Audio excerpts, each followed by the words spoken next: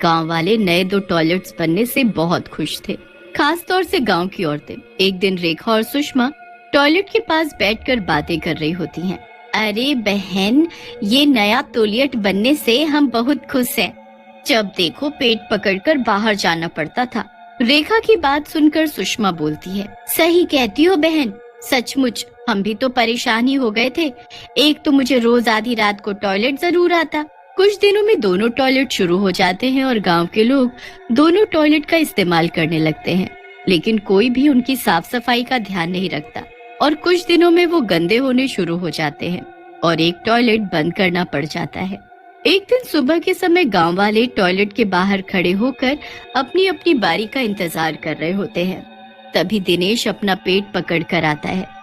अरे मर गया रे! अरे भाइयों भाइयों, मुझे पहले जाने दो, मेरे पेट में बहुत दर्द हो रहा है। अगर मैं पहले टॉयलेट नहीं गया तो यही गड़बड़ हो जाएगी। दिनेश बिना लाइन के टॉयलेट में जाने की कोशिश करने लगता है, लेकिन गांव वाले उसे रोक देते हैं। भीमा पहलवान दिनेश को बोलता है, अरे कहाँ जा रहा है तू? तुझे पता नहीं लाइन लगी है? चल खड़ा रह। भीमा की बात सुनकर दिनेश डर जाता है और पेट पकड़कर खड़ा हो जाता है। थोड़ी देर बाद लोगों को बदबू आनी शुरू होती है। लोग दिनेश की तरफ घूरने लगते हैं। ये देख दिनेश बोलता है, मुझे ऐसे क्यों देख रहे हो? मैंने तो पहले ही कहा था कि मत रोको मुझे। अब हो गई ना गड़बड़, मेरी तो यही निकल पड़ी। बड़ा ही गंदा आदमी है तू, हैं? चल जा, अंदर जाकर साफ कर ले अपने आप को। टॉयलेट पर कंट्रोल नहीं कर सकता है। भीमा भैया, मेरी क्या गलती है? कल मैंने काठी रोल खाए थे, जिसकी वजह से पेट गड़बड़ हो गया मेरा, और टॉयलेट भी तो एक ही है। फिर कुछ दिन बाद एक रात चुड़ैलों की टोली सुंदर नगर से गुजर रही होती है। सुंदर नगर की सुंदरता देखकर चुड़ैलों की टोली वहीं रुकने का मन बना लेती है और चुड़ैलों की टोली में से काली चुड़ैल बोलती है, कितना सुंदर गांव है ये। चुड़ैलों, अगर मेरी बात मानो तो हम कुछ दिन यहीं रुक जाते हैं। काली चुड़ैल की बात सुनकर मोटी चुड़ैल बोलती है, सही कह रही हो काली चुड़ैल, मैं भी यही बोलने वाली थी। तुमने तो मेरे मुंह की बात छीन ली। तभी चुड़ैलों को वो दोनों टॉयलेट दिखते हैं। एक टॉयलेट बंद होता है और एक टॉयलेट के आगे भीड़ लगी होती है। चुड़ैलें खाली टॉयलेट के अंदर रहने लग जाती हैं। अगली सुबह फिर से गांव वाले टॉयलेट जाने के लिए टॉयलेट के पास लाइन लगाकर खड़े हो जाते हैं। तभी टिल्लू नाम का एक गांव वाला पेट पकड़कर वहां आता है। अरे ओ गांव वालों, तनी खबरें लिए रुकना ना। अरे मुझे बहुत जोरों से लगी है। अरे कुछ नहीं है तुझे, जब देखो झूठ बोलकर आगे घुस जाता है। हाँ, ऐसा क्या कुछ नहीं है। अरे मुझे बहुत जोरों से आई है। तुम्हें अगर शक है तो चलो चलो मेरे साथ और देख लो। टिल्लू की बात सुनकर भीमा गुस्से में आ जाता है। तब तक वहाँ गांव के सरपंच भी आ जाते हैं और दोनों को अलग करते हुए बोलते हैं, तुम दोनों को शर्म नहीं आती है? इतने बड़े होकर भी बच्चों की तरह लड़ रहे हो। चलो हटो। सरपंच जी, इसमें इन दोनों की कोई गलती नहीं है। अब आप देखो ना, एक ही टॉयलेट में कितने लोग जाएंगे। आप कुछ करके दूसरा टॉयलेट भी ठीक और साफ करवा दो। हाँ।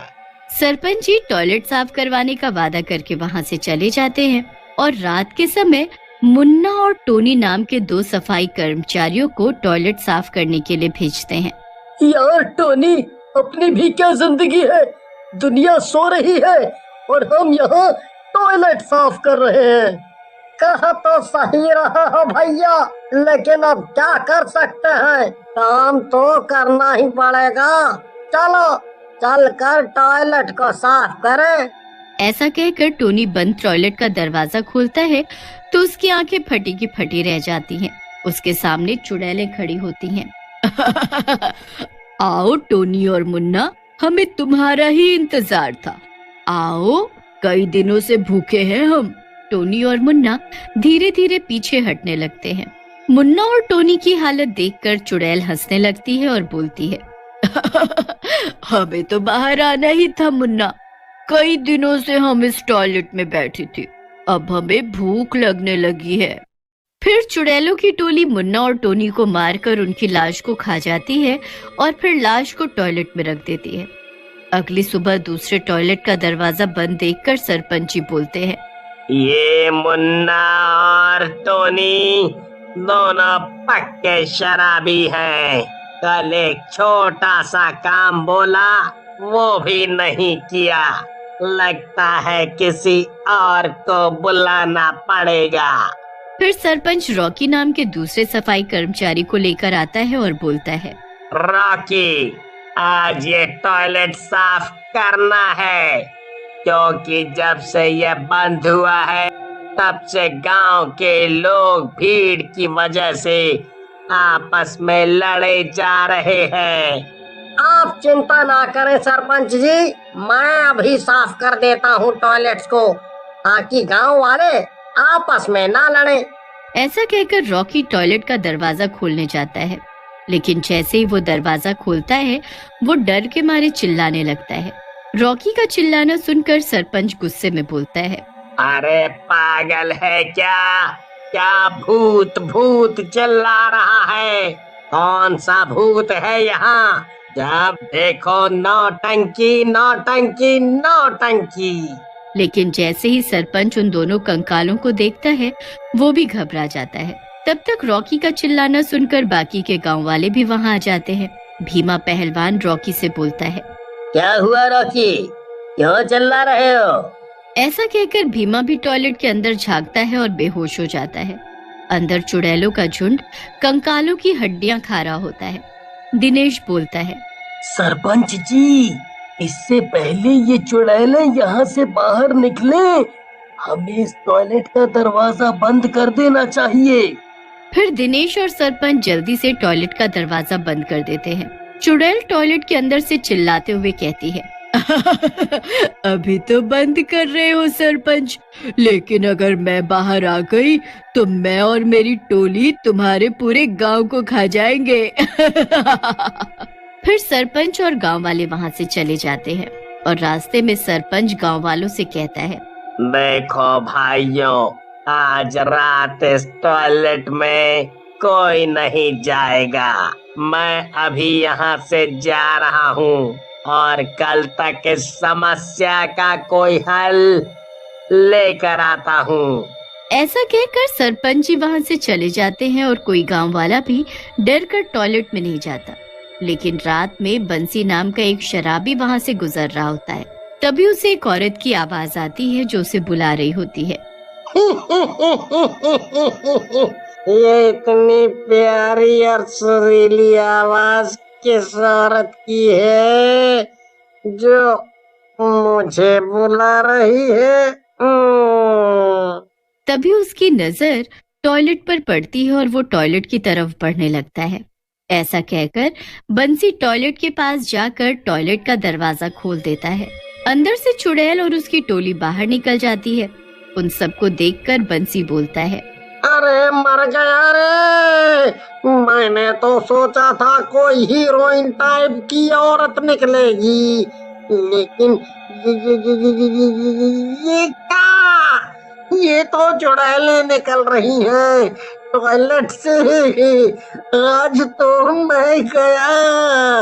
ऐसा कहकर बंसी वहां से भागने की कोशिश करता है, लेकिन चुड़ैलें उसे मारकर खा जाती हैं। और फिर काली चुड़ैल बोलती है, इस सरपंच के बच्चे ने हमें इस टॉयलेट में बंद किया था ना, पहले इसे ही मारेंगे फिर किसी और गांव वाले को। चलो सरपंच को मिलकर ढूंढें। लेकिन सरपंच के गांव में न होने की वजह से वो उन्हें नहीं मिलता।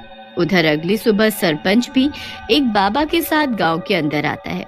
चुड़ैल गांव के रास्ते पर ही बैठकर उसका इंतजार कर रही होती है। सरपंच को देखकर काली चुड़ैल बोलती है, तू आ गया सरपंच, तेरे आने का तो हम कब से इंतजार कर रहे थे। और ये कौन है जोकर तेरे साथ? हाँ? ये बचाएगा तुझे हमारी टोली से? काली चुड़ैल की बात सुनकर सरपंच बोलता है, चुड़ैल, तू अपनी मर्जी से इस गांव में आई थी, हमने नहीं बुलाया था, समझी? और रही बाबा की बात, ये तुझे तेरी औकात अभी बता देंगे। सरपंच की बात सुनकर चुड़ैल को गुस्सा आ जाता है और वो बाबा की तरफ बढ़ने लगती है। लेकिन जैसे ही चुड़ैल बाबा को छूती है, जलने लग जाती है। अरे बाबा, हम तो ये गंदा टॉयलेट देखकर रुक गए थे। अगर ये गंदा ना होता तो हम आगे चले जाते। बस इसे साफ रखना।